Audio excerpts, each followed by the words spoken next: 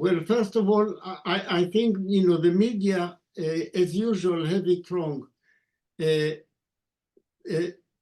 Israeli attack on Iranian territory, which the embassy in Damascus was, and especially inviolable territory as the diplomatic premises, is not new. I mean, there have been several attacks by Israel, not openly admitted, but I mean, everyone knows it was Israel assassinating officials, scientists in Iran, attacking premises. I think, one of the more recent ones was the attack on a drone factory in Iran and so on. What is new is an attack of Iran on Israeli territory, which came recently, and the Western allies of Israel sent up their arms in horror. I mean, this is something unprecedented. In fact, Iran has been incredibly cautious so far, but I think, the attack on the barefaced attack on diplomatic premises, especially of Iran, which is not only, as I said, not only Iranian territory according to international law, but one of the most ancient international laws is that diplomatic premises are inviolable. And using this for assassination, this was an intolerable provocation from an Iranian point of view. I mean, so what are they surprised about? And of course, in the Security Council, the American hegemon and two of its lackeys voted for sanctions or for condemning Israel for its when in fact it condemning Iran when its response was obviously carefully modulated, so not to cause too many casualties.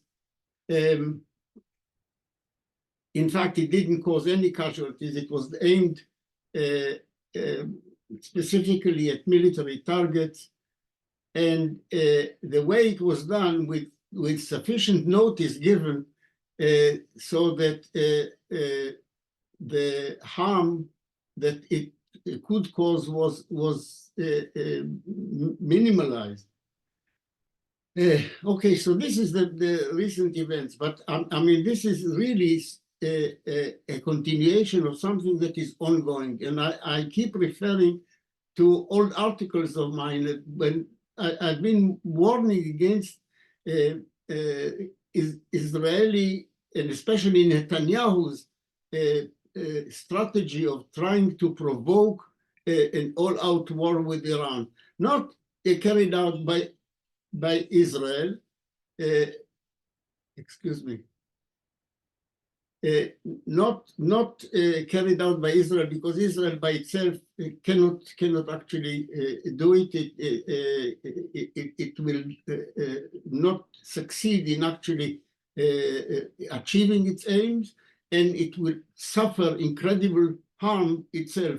What the strategy was is trying to provoke the United States, somehow get the United States to attack Iran. And this has been on the cards for years. I wrote an article about it. It appeared in the Weekly Worker 12 years ago. You can look it up.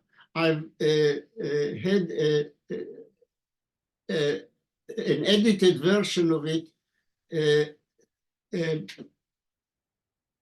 republished in the current issue of Weekly Worker. Excuse me. Excuse me, I have to silence the phone.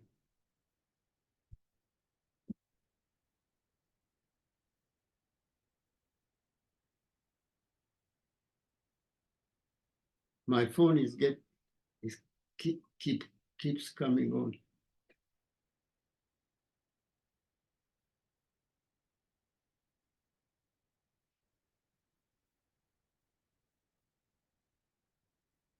Okay. In my old article, I analyzed the motivation behind Israel or Netanyahu specifically strategy of trying to provoke a war and to overthrow the Iranian regime and to reduce Iran to the position or to the situation in which Iraq is now finding itself, if not worse, maybe to dismember the Iranian state altogether. Well,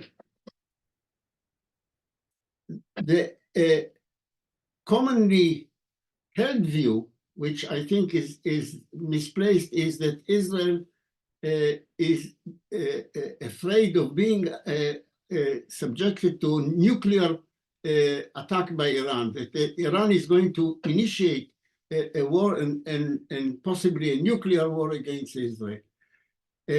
I've quoted Israeli security experts talking among themselves, refuting this view. What Israel is concerned about is not the danger of being attacked by Iran out of the blue, which is not on the card, but of losing or having undermined its hegemony in the region. Iran is, if you like, a hangnail or a sore thumb in the Israeli view of the region, which should be, as it were, subjected to a hegemony of Israel as supreme subcontractor of the American imperialism in the region. This is what they are afraid of. In this respect, Israel's and specifically Netanyahu's worry about Iran is more far-reaching than the United States opposition to Iran, because from the American point of view, some accommodation with the Iranian regime is not beyond the realms of possibility and is not something that they would necessarily be opposed to. And certainly the Iranian regime, contrary to the silly view that it is anti-imperialist in some sense, is not. The Ayatollahs would welcome some kind of accommodation with the American imperialism. But this would be poison from the point of view of Israel, because that would mean bringing in a competitor or some state which is a possible, a huge state in the region. I mean, Iran, in terms of its size of its territory and population, is a giant compared to Israel. So that would not be acceptable from the Israeli hegemonistic point of view. It would be acceptable to the Americans in some way. So this is the standing strategic consideration, which is as valid today as it was then and has been for a while. In addition to which, I pointed out in the old article that Netanyahu has another use for a major regional war, and that is as an occasion for ethnic cleansing. And in that article 12 years ago, I was signaling as a possibility of ethnic cleansing of the West Bank and expelling of its population towards Jordan. In the event, this is not the way major ethnic cleansing started in real terms. Israel, if you like, has a constant policy of waiting for an opportunity to perpetrate major ethnic cleansing of the Palestinian population. I've explained this in that article. This is something that is inscribed in the very logic of Zionist colonization. They don't want to give up territory. They have made the so-called two-state solution a laughable illusion. They certainly don't want a single state to continue as it is now with a possible loss of a Jewish majority. A situation of a single state on between the river and the Mediterranean Sea, as the saying goes, which is the situation now, is unstable given the ethnic relationship of numerical ethnic relationship as it is now. I mean, there is not a Jewish majority, or certainly not a sizable one. In fact, I think the correct statistics is that there is no Jewish majority in that part of the world. This means, from a Zionist point of view, imposing a very harsh form of apartheid, which is not sustainable in the long run. So the logic of Zionist colonization points at ethnic cleansing. This is not something that is some wicked people or some extremist Zionists are interested in. This is in the very logic of the project of Zionist colonization. Colonize the whole of that territory and ensure that the Palestinians remaining in it are in a manageable minority. So this points at ethnic cleansing. Ethnic cleansing cannot be done out of the blue in any circumstances. It requires, in Zionist terminology, Sha'at HaKosher. Sha'at HaKosher means the opportune hour, the opportune moment. So Zionist strategy is constantly waiting, expecting a situation where there is a possibility, an opportunity to perpetrate ethnic cleansing. This arose in 1948. It was made use of. It arose in 1967.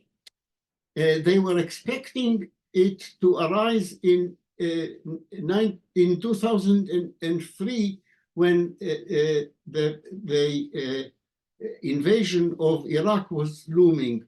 There is evidence which I've produced that they believe that there's going to be a big conflagration under the fog of war. It would create a possibility or an opportunity for ethnic cleansing. This did not actually arise. The way it did arise was quite surprising. And history, of course, is not directly predictable in detail. The broad outlines is predictable. It is predictable that Israel will use opportunities for ethnic cleansing, but it is not predictable what occasion it will find to do it, what the opportunity will present itself. And the opportunity, unpredictably, in 12 years ago, arose recently on the 7th of October in the Hamas onslaught into Israel, and the atrocities committed provided a backdrop that gave Israel the opportunity to perpetrate ethnic cleansing in Gaza. This is what it has been doing, and it has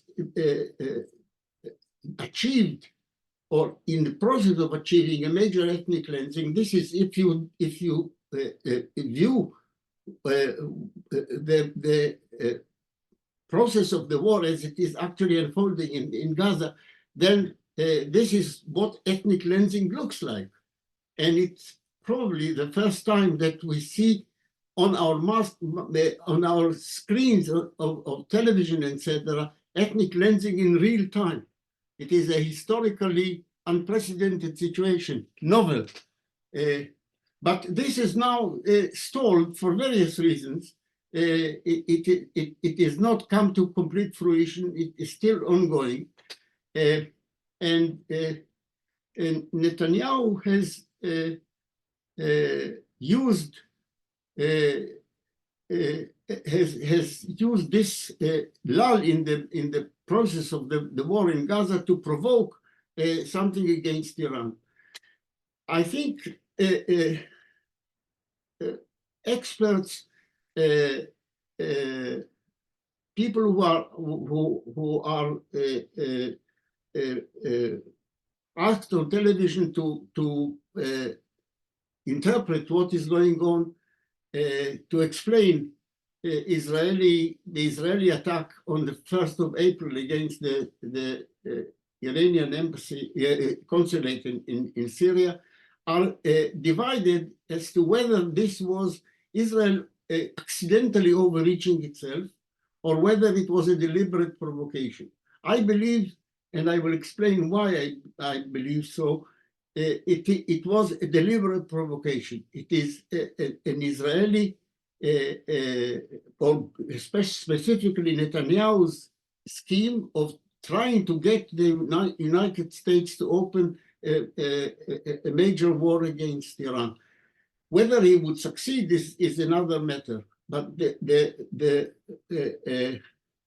reason that he wants to do it is the following. First of all, there are the old reasons that I've alluded to before.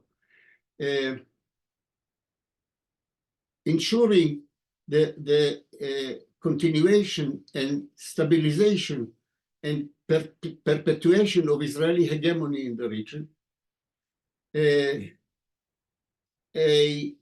An opportunity to perpetrate ethnic cleansing, this time in the West Bank. By the way, if you follow the news, you will see that ethnic cleansing in the West Bank is proceeding on, as it were, a relatively low level, not on a massive level of hundreds of thousands, but on, if you like, in a salami method. This is happening right now, and it's escalating, as was also predictable. But I think, in addition to the old motivation that Netanyahu specifically had for trying to provoke a major war of the United States and its allies against Iran, are the following. First of all, it is a convenient diversion for what he is doing in Gaza. If you have followed the news, it's clear that once this crisis with Iran started, the news has been diverted to, and the talk of the various experts and so on the media has been shifted from focusing on the atrocities and the genocide ongoing in Gaza from the real possibility of a major war in the Middle East. Of course, this is big news. So this is convenient for Netanyahu. In addition, Netanyahu has personal reasons for creating a crisis. I mean, the war in Gaza is not going so far very well from his point of view. He is interested in prolonging the war as far as possible in the crisis situation in the Middle East. Personally, Netanyahu has become very unpopular in the Israeli Jewish public. You must be careful. I'm not saying that the war that Israel is conducting in Gaza is unpopular. Netanyahu personally is unpopular for various reasons. First of all, because he was shown to have been completely mistaken and completely deluded about Hamas in Gaza, actually promoting them, being unprepared for this attack of Hamas, which reliable Israeli sources had been predicted and have been ignored by the leadership of the army and the political leadership. So he is blamed for this. He is blamed for not concentrating on getting a truce with Hamas for release of the Israeli captives and so on. So he's very unpopular. If the war stops now, if the crisis somehow is mitigated, it is very likely that the government, almost certain that the government will fall. And then what? In addition to what was clear 12 years ago, it is now a situation in which Netanyahu is defending himself in the Israeli court against serious charges of corruption and malpractices. So if the war stops somehow and his government falls, he's quite likely to find himself in jail. So from his point of view, provoking a major war in the Middle East is also in personal interest. So here we have a combination of occasional incidental personal motives and motives of state, a question of strategy in which he is not alone, but is expressing the historical logic of Zionist colonization. This is why it is quite possible that what has been regarded as now a sort of at least an interim, as it were, bottom line, that both Iran and Israel have had their ostensible revenge, and it's going to stop there. Maybe this is not what is going to happen. I think there is quite a serious danger of Netanyahu trying to create new provocations. If I'm right in saying, and along with several other people who have been expressing opinions on this, that the attack of the Iranian consulate was a deliberate provocation, not just an accidental overreaching that wasn't that created an unexpected Iranian revenge, but that it was deliberate. Then it may not end with this. So I think, you know, watch this space.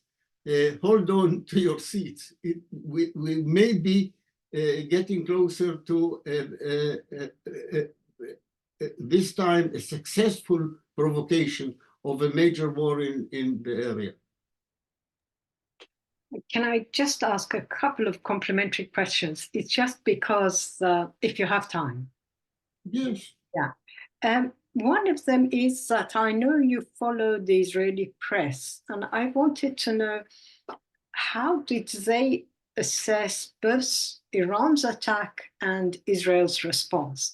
And related to this whole concept of Israel denying, never claiming. I mean, in wars, in my mind, every country overclaims. They usually do something and they say, oh, we did 10 times more than what they did, because it's propaganda. With Israel, it's the opposite. It has a nuclear bomb. It doesn't say it has a nuclear bomb. It attacked the embassy. It doesn't say, of course, we all know it was the Israelis who bombed the Iranian consulate next to the embassy.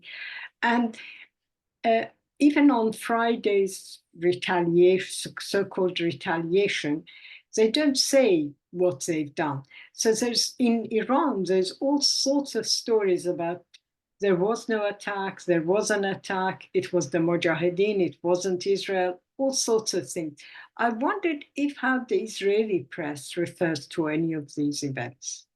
The Israeli press has a long-standing formula of reporting such things. Reporting Israeli operations, military operations, etc., are subject to censorship in Israel. You're not allowed to say, we did this, Israel has done this, or that or the other. In particular, Israel has a policy of not admitting being a nuclear power. Everyone knows it is a nuclear power.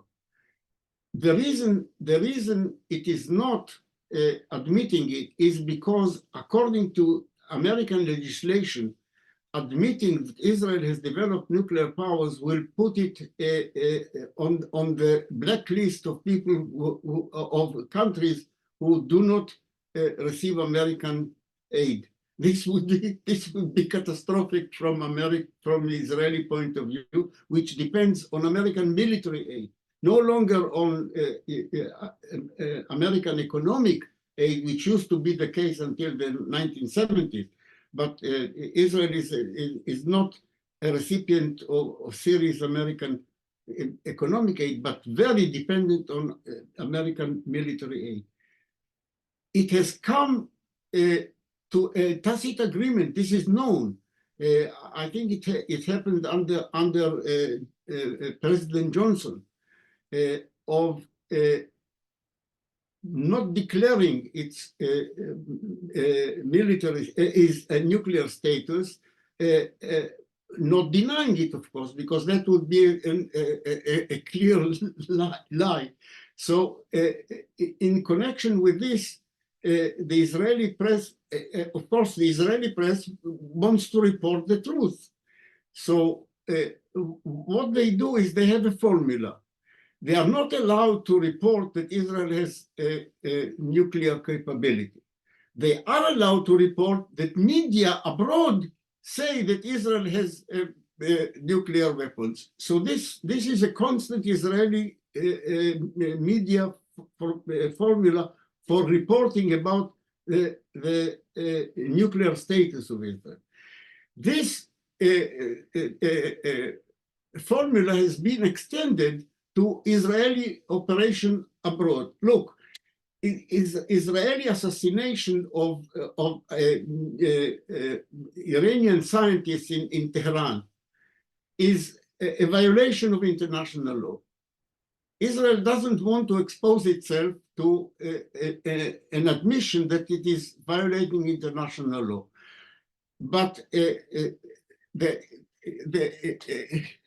Israeli press would look ridiculous if everybody in the world knows that Israel did something and they are not allowed to report it. So what they do is follow the same formula.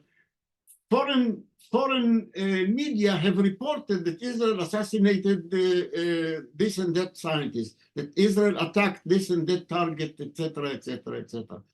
On rare occasion, I think, for example, in the Israeli attack on the nuclear installation in Iraq, years and years ago, it will admit it explicitly, because it thinks that it has a cover in international law for doing this in self-defense. So Israel will not admit what it is doing unless it thinks that this is something that is covered as legitimate in international law or for other reasons. So you shouldn't really be impressed with the way Israel is not admitting it. Israel is not admitting it because this is normal practice in Israel. It is not admitting it, but on the other hand, it doesn't keep it secret. And the way it doesn't keep it secret is reporting what foreign media have said. So this is the way to read the situation. It's very simple. And every Israeli who watches Israeli television or reads Israeli paper knows this formula and interprets it in the correct way.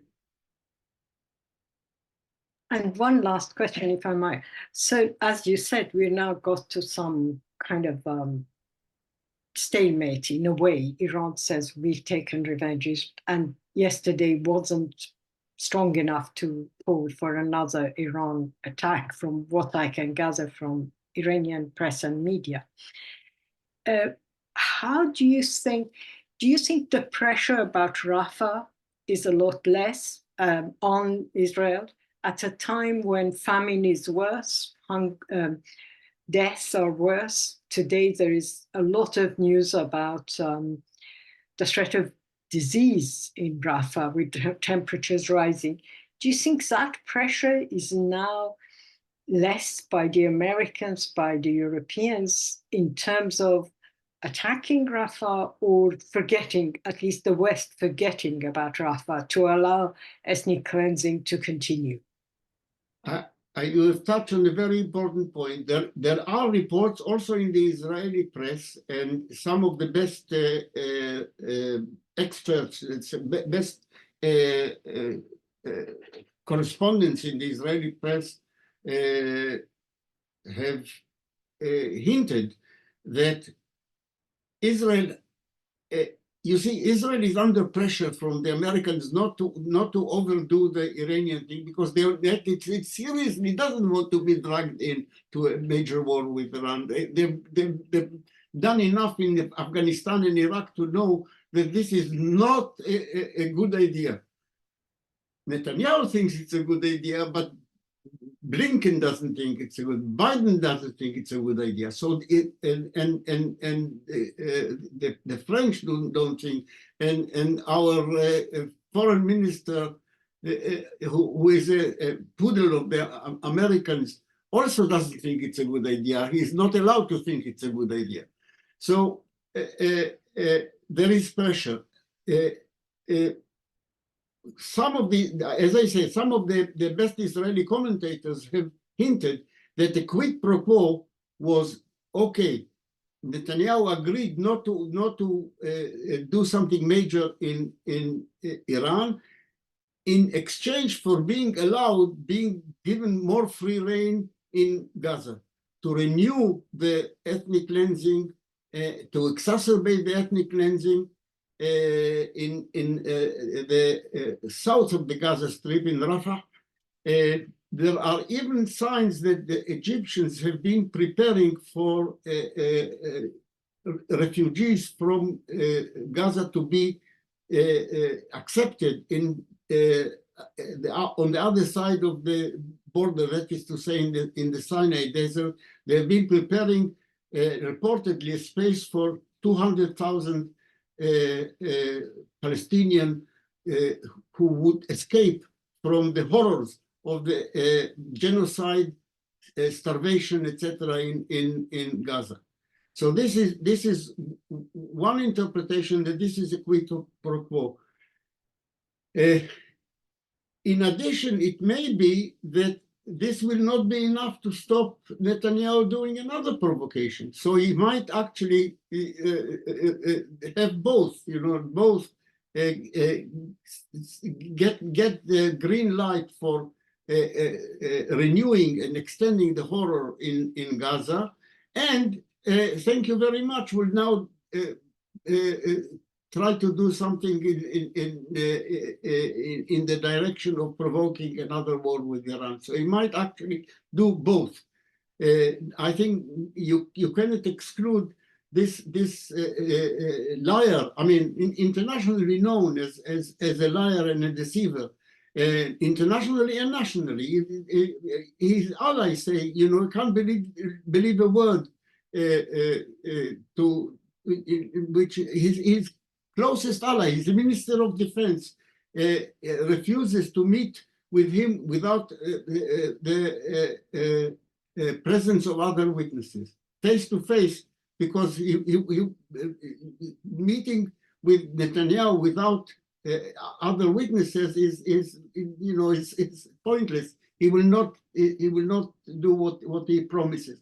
So it may be that we'll get the worst of both worlds, that there will be an upscaling and renewal of the horror in Gaza, and as well as provocation vis-a-vis Iran.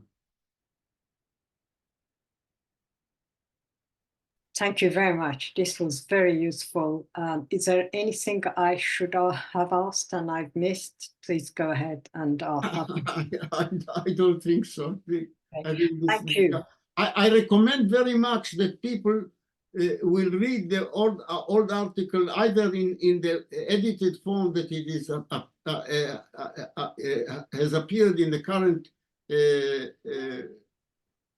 issue of Weekly Worker, where it is not entirely clear. I mean, if you read the text carefully, you realize that this is something written 12 years ago. But alternatively, you can go to the archive and read the article, Netanyahu's War Wish, version 1, which was published 12 years ago. And you can see that much of it has been substantiated by history since then, and some of it has been modified by recent events. I mean, nobody predicted the ethnic cleansing of Palestinians would start in Gaza. I mean, recently, no, certainly I didn't predict it, but this is what the opportunity presented itself. Yeah, I mean, but please don't think that ethnic cleansing is some new idea or nothing that was planned in advance, nor that provocation against Iran is something new that Israel has just thought up recently. This is a long-standing strategy.